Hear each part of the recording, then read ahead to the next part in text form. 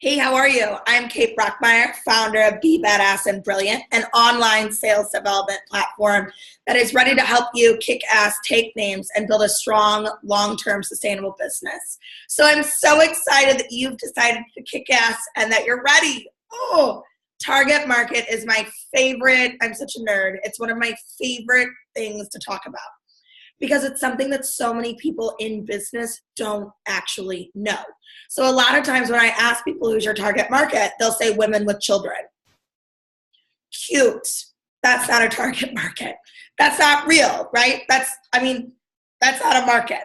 That's maybe one or two characteristics that you maybe have decided might be your market. And so therefore, you're going to waste a shit ton of money, time, effort, and energy buying products, creating a logo, starting a business page, trying to drop content that says buy, that no one's ever actually going to interact or engage with, and you're actually going to waste a shit ton of money. I don't want you to waste a lot of money.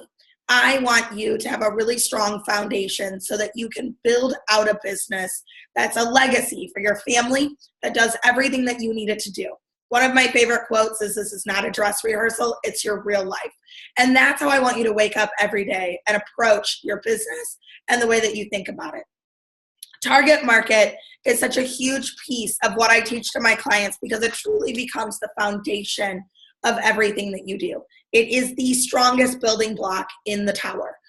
Knowing your target market is what really helps you to figure out how you're going to do your social media, what products you're going to make, and where you're going to go from there. One of the examples that I like to use a lot that you might have seen in the first video is about the fishing, going out and fishing.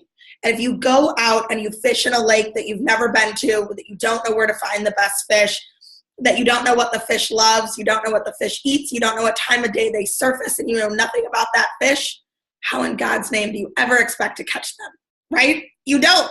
You're going to spend a lot of time just spinning your wheels, wasting time, hoping that you catch the right fish. But if we can identify 21 characteristics of your ideal buyer and of your target market, we can name this person. We can find them in the grocery store. We can see them on social media. We can begin to identify their pain points and how you as a business are going to solve them. It's very important to know the pain point of your buyer. Your buyer will not buy from you if they don't have a pain point. So people don't just willy-nilly spend and throw their money away like they maybe did 5 to 7 years ago. A few years ago, you could get by with people buying your 99-cent piece of crap that you paid 3 cents for in China, and just random people would buy it. But anymore, that's not an option. So you've got to know these foundational pieces that are going to catalyst you to the next space, okay? So the thing about really knowing your target market is that it allows you to drive in the right buyer versus just catching them. So many people are just hoping that the right person might fall in line on their business page and maybe buy from them. I'm not a believer in that system. I don't hope that people are going to land on your page. I teach you how to drive them to you. We really teach a way of posting social media content that is 97% relationship-based content, 3% sales. So that when people engage with your business page, they really connect with you. They build a relationship with you. They get to know you, like you, and trust you, and then they buy from you. And once you're able to identify your ideal customer sales cycle, meaning that if you walked into Target right now and everything was on boxes and on the floor, you'd be like, "Oh, that Target is not ready." And you would turn around and walk out. Because Target tells you how they want you to go through their store, and how they want you to buy. You have to do the same thing in your business. You have to identify the pieces that make you the most revenue, making sure that you have the smallest cost with the highest profit. And then you have to push people through what I call the wagon wheel of sales, knowing that if they come in here, they're going to go boom, boom, boom, boom, boom, boom, boom, and buy that. Knowing if they come over here, they're going to go boom, boom, boom, boom, boom, boom, boom, boom. Oh, you can't see it. Buy here, they're going to go whoop, right around. Buy here, they're going to go whoop, all the way around, right? So that no matter where they come in on your customer sales cycle and service cycle, that you're going to match dynamite customer service to dynamite sales that you're going to offer them that really hits their pain point. You are the solution to what they need. Now, if you're someone who makes baby bottles, you're not targeting women who don't have children. right? If you are somebody who makes dog clothes, you are not targeting pet owners, you're targeting pet parents, and they're different people. The goal is that we can price your item at a space where, let's say you want to close $100,000 in 2018. We can take the product that you offer, we can create the customer sales cycle out of it. We can say that on average, we need your buyers to spend $2,000 with you. If we get $2,000 out of 50 buyers, you'll close $100,000 this year. Knowing that is so powerful for your business, and it really helps you to market to people in a way that makes sense, okay? I'm all about putting a strategy behind business. I don't like people just waking up and winging it every day, okay? So here's what we're gonna do. That's how we're gonna get rocking and rolling. I need you to get a piece of paper and a pen. You're gonna have to do the dirty work. Don't watch this video 9 times trying to listen and get it. Watch it, do the worksheet, do the work I'm gonna tell you to do, and then that'll really help you to identify who it is that you're really looking for when you are out in public, when you're on social media, when you're doing your branding, everything that goes in to owning your business, okay? So I'll give you a couple seconds. Get your paper and pen. Hopefully you're already ready. Now, here's one of the things that I think is the most important, another important piece. I got all kinds of important pieces, so let me show you this. I'm gonna draw this out for you real quick. Most people probably have it templated, but listen, we ain't got all that together. This is the Venn diagram. We have pain points, we have value proposition, and we have target market, okay? Knowing your target market in itself is very helpful. Knowing the value proposition and the pain points of your buyer is what really catalysts the strong foundation that you need. So this first part is just knowing your target market. If you're interested, at the end of this video, I will be sending you a link where you can get pain points and value proposition for $99. You buy those, I'll send you the videos right to your email. You can watch them. And then that's what's really gonna give you the strongest hold that you need to get going. Because once you can identify the pain points, then you can say how you're going to solve them.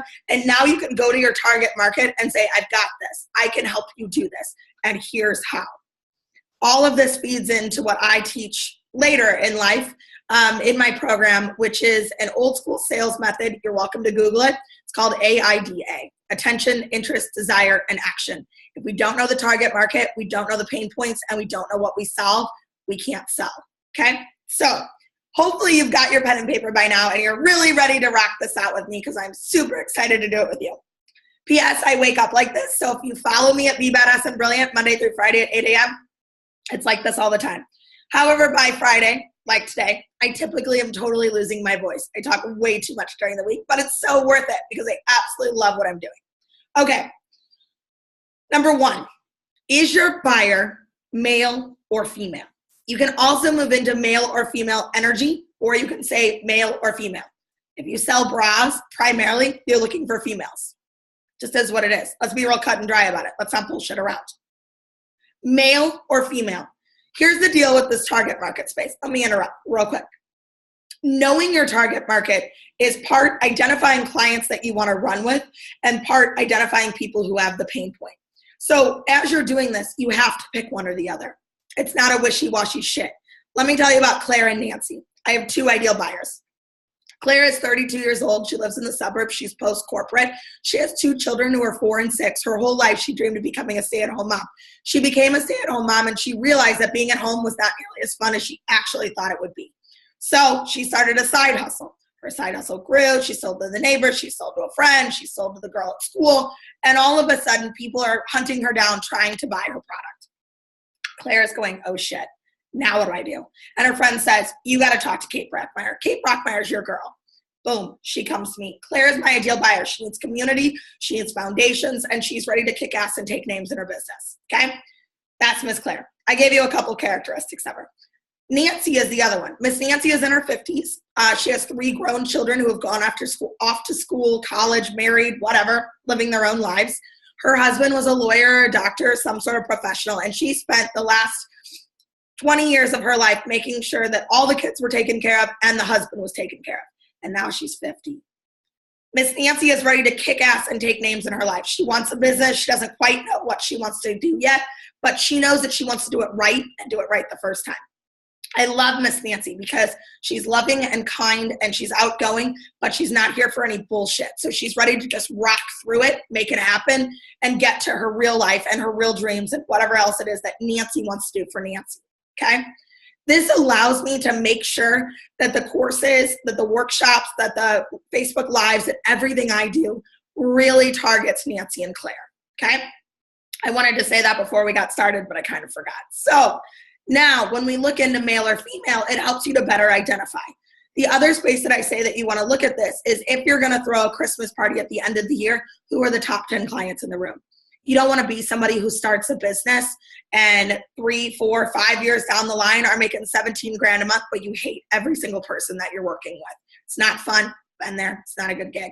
So when we get into this space and look at it in this way, you want to be cut and dry. You don't want to be wishy-washy. Go with your gut instinct. Go with the first piece. We can tweak it as we identify the pain points and the value proposition of your buyer. Okay? All right. Listen, these are important things. I promise you need to know these things. So, number 1, male or female.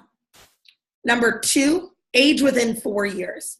Age within 4 years is so important because someone who's 30 and someone who's 50 are very different people. Regardless of male or female, what country they live in, they're not the same person. So it's really important that we're very clear on the age. So someone who's in their 30s might still be trying to have babies. Someone in their 50s is clearly beyond that. Okay? Make sense? That's number 2. Number 3 is location. This is a really good way to think about if you sell baby carriers, right? The people that might buy your baby carrier may live in the city and are jumping in and out of taxis and don't have a car seat and they're not carrying one around, right? They might be a girl that lives out on the farm and has horses to take care of.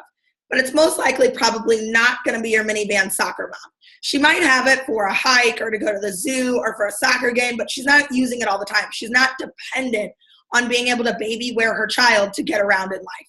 Do you see how those are different buyers with different pain points? We want to look for the buyer who has the deepest, most painful pain point that you can be a solution to.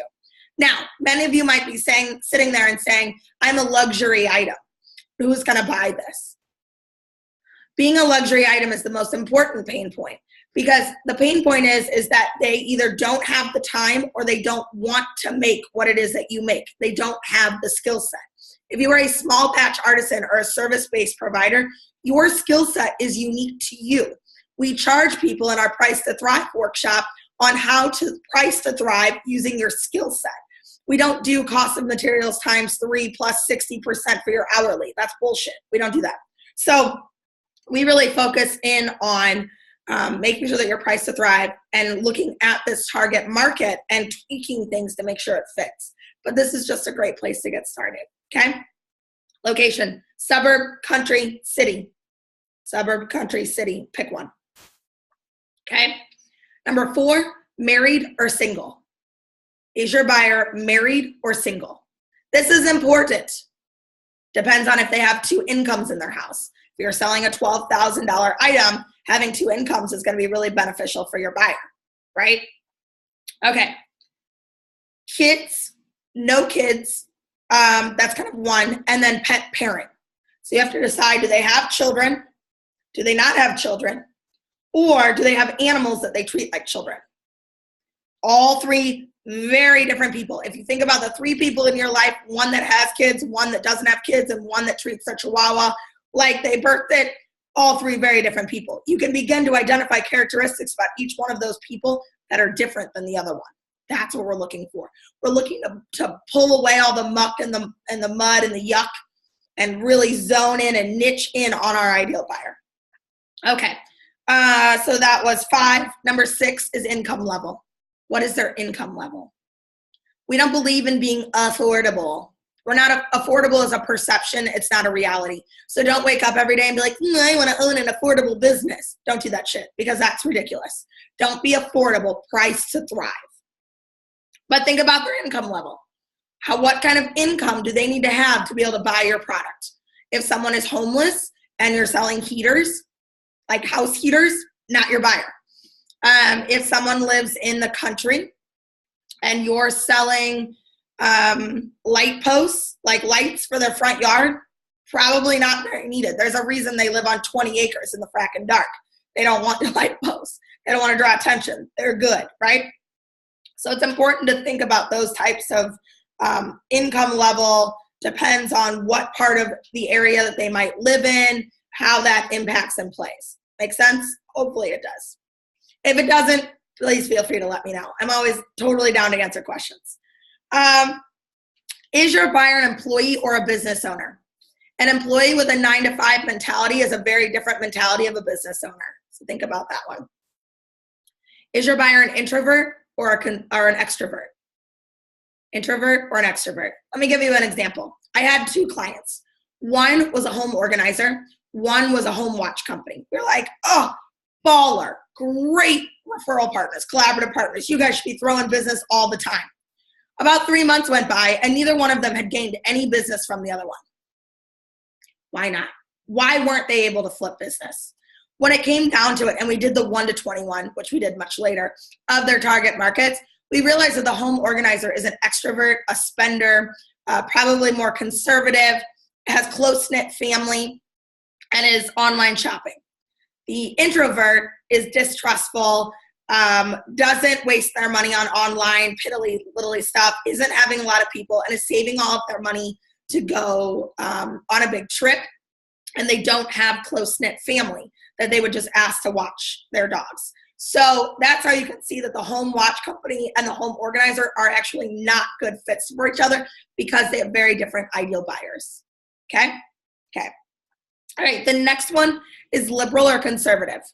If you are a diehard liberal, that's going to be reflected in your brand whether you mean to or not. It just is what it is. Social media is too intrusive and there's no real way to hide from it. So people are going to figure out who you are and what you have going on and what you're doing. So what you want to make sure that you're doing is that you're really clear for your buyers on who it is that you're targeting, and that if you are going to target, if you're a diehard liberal and you're going to target conservatives, that you're able to find those balances in those lines.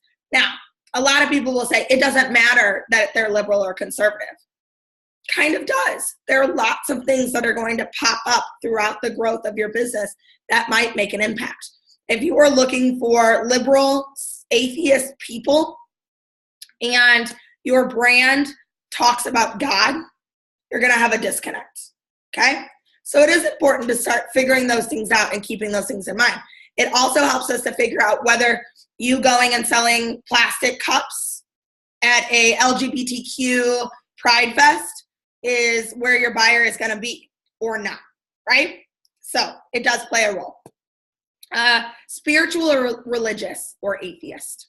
Is your buyer spiritual, religious, or atheist? If you are targeting pagans, like you have a pagan belief system and you make a lot of pagan materials, you're probably not going for the Catholic mama who's living in the suburbs. Just saying. Just saying. But it's important to start understanding from your buyer whether they're spiritual. Spiritual meaning that they don't really go to church, but they believe in energy and crystals and more of a holistic approach. Spiritual that way. Religious meaning that they belong to a religious organization of some sort. Atheist meaning that they're out. Pagan meaning whatever that means, right? So be clear on that. Is your buyer an optimist or a pessimist? Is your buyer someone who is excited that things are always going to get better, or are they someone who's a Debbie Downer thinking it's never going to change? It's important things to know. Is your buyer a spender or a saver? Does your buyer tend to spend all of their money on different things, or does your buyer save away for big things, right? Let's see. Close-knit or far-away family. If you are someone who creates community in your business, then you're going to be looking for people who have faraway family, who want to lean into your community and become a part of it. That makes sense? Hopefully it does. I say, does that make sense like 100 times over? It's not just on this video. It's when you work with me. It's all the time. Because I want to make sure that people are really getting what I'm saying.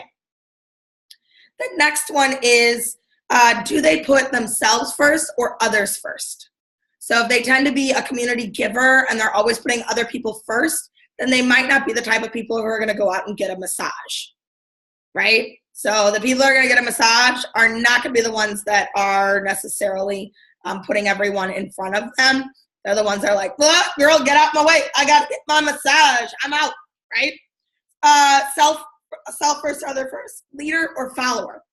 Is your buyer a leader or a follower? Leader meaning that they are somebody that you see a lot in your community. They're engaged. They're connected. They might be very involved in the Chamber of Commerce. They might be very involved in their church, whatever. They're a leader. You can tell by their energy that they're a leader. Or a follower, meaning that they're, the one doing all the behind the scenes work. They're doing the bits and pieces. They're not necessarily the one that's in the spotlight. So here's another one of my favorite ones that people get all fired up about, but it's a good one. Coffee drinker, hard liquor drinker, wine drinker, beer drinker. I used to just say coffee or wine, but I've expanded it. This is really helpful when you drop memes to create engagement and comments when you're asking people, show me your style of coffee. If they're not coffee drinkers, they're not going to respond. If they are, they will. So it's important to know these types of things when we go to do this workshop that I have called Social Media Bullseye. And Social Media Bullseye looks at all of these characteristics of your buyer and pulls content that you can be dropping 2 to 3 times a day that engages, interests, and creates conversation with your buyer across your actual business pages, whether it's Facebook, Instagram, whatnot. Goes along in lines with your pitching and how you're out networking as well, okay? Passion. What is something that your buyer is passionate about? A passion is something that you get energy from. So it's like a recharge. So what is a passion of theirs, okay? What is a love? What is something they love? Love is something you put energy into. What is something that you love that you put energy into, okay? Passions, love, fears. What is something your buyer fears? Fears are big. Is my buyer terrified of being broke and homeless? Yeah, they are. So I get to talk to you about how not to be broke and freaking homeless when you work with me, okay? And then the last one is cause. Oh, 2 more, sorry. Cause. What is a cause that your buyer cares about? Women and children, health and wellness, or animals? This makes sense if you're gonna go to your neighborhood community park and participate in a run and get a booth there. If your buyers don't care about health and wellness, there's no reason to have a booth, okay? So it's important to think about all of these different pieces and about where your buyer hangs out at so you can start to meet them in real life and not only just be based online. And the last one is, oh, goodness, I had to look at my list. I have this whole little list right here hooking me up, helping me out. So the last one is how do they relax? If your buyer doesn't relax and you own a bath body company, then getting them to relax might be really difficult. So you might not actually be looking for people who take baths to relax, might be one market, but you're not looking for people who don't know how to relax. You're looking for people who already know how to relax. Does that make sense? I hope it does. If you have any questions, please let me know. Okay, so that's the 1 to 21 of your target market. You'll probably have to go back through and pause after each one so you can kind of think about it and put it together. The next 2 foundational steps that you need are pain points and value proposition. Pain points and value proposition, we go through with a piece of paper and we write them all down and we really identify what it is that your buyer struggles with and how to discover that and then how you're going to solve it. It is literally the next foundational pieces of having a strong foundation in your business and being a successful business owner. I would love for you to work through these with me. They're $97. I send you both workshops. We can put all 3 of these pieces together, and it makes a huge impact going forward in the way that you look at your business, even if you don't go working on with me forward in B3 Core. However, if you'd like to, I'd absolutely love to have you in B3 Core. B3 Core, let me give you a quick rundown. It's our online sales development platform. It's bi-weekly small groups with other people who are in the same stage of my teachings as you are. It's bi-weekly group accountability calls where I teach on different topics that I've seen clients struggle with or questions that you guys write in and ask me. There's a secret Facebook group to ask lots of really great questions and get good feedback from people that are further in the game of my teaching, as well as we use an app called Voxer to talk back and forth. B3 Core is $250 a month. It is a 6-month minimum commitment. And then we readjust and look in 6 months and see where you're at, if we're hitting your revenue goals, where we want to go, what do we need next, whatnot. On average, within 4 to 6 months, I can get clients to making between $2,000 to $4,000 a month in their business. If you're someone who wants to make more than that, then we continue on and keep working together to build out the revenue that you want to make in your company. I'm so looking forward to working with you. Please go ahead and let me know. You can fill out the link and go ahead and get your next 2 workshops. And if you want to go on from there, we'll kick ass and take names together. So I hope this really helped, and thank you for signing up for it.